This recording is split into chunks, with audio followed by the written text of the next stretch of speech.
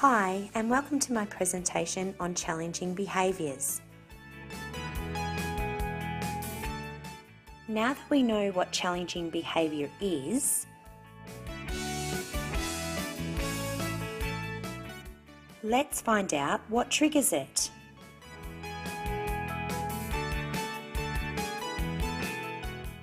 Biophysical factors such as medical conditions and disabilities, cultural factors, psychological factors which include lack of social skills and trauma, behavioural issues like if a child does not want to be exposed about a learning difficulty, and historical community factors. Other triggers include student group dynamics like bullying, the teacher's attitude, environmental factors including noise levels within the class and seating arrangements, and organisational issues within the classroom. This teacher's resource is a YouTube clip called What's Up with Nick. It is aimed at primary school students who have a class member on the spectrum. A lot of the time there is not one single cause for a student's challenging behaviour. Rather, a combination of factors can contribute. It is crucial for a teacher to identify what the cause is for particular students to ensure that whenever possible these triggers are avoided. The clip outlines differences that may be noticeable and describes possible triggers.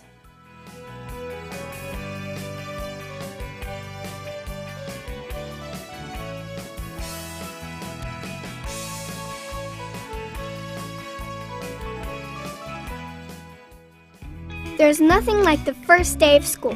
New clothes, new classes, new friends. This year, a kid named Nick came to our school. At first, he seemed a little different. Sometimes during class, Nick makes noises and gets out of his seat. There's a lady that sits in our classroom and follows Nick around, and even takes him out of class when he's distracting us. We didn't understand why Nick got to take breaks or why he got to spend all this time with one teacher. My friends and I thought, what's up with Nick? It turns out, Nick has autism. Nick has had autism since he was little. Autism happens inside the brain. This doesn't mean Nick is sick with something like the flu. You can't catch autism. It just means that he understands some things differently than most of us. Once we learned a little more about Nick and autism, we understood why he gets extra attention. He just needs a little more help than the rest of us sometimes. The lady following him around is his aide. She's there to help him in the classroom.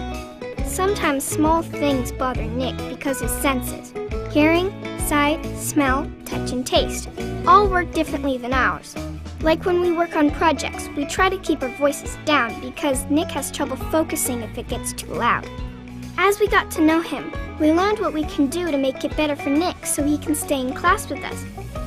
Other kids with autism in your school might have similar. Thank you for watching.